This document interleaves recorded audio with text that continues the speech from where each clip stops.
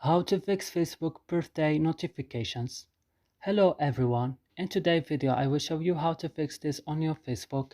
Just watch this video till the end. So first go and open the settings of your phone, then go and open apps option. Here on apps option search for Facebook.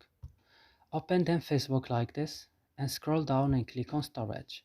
Here on storage go to the last button, clear data, click OK and then back, click on force stop and click also OK.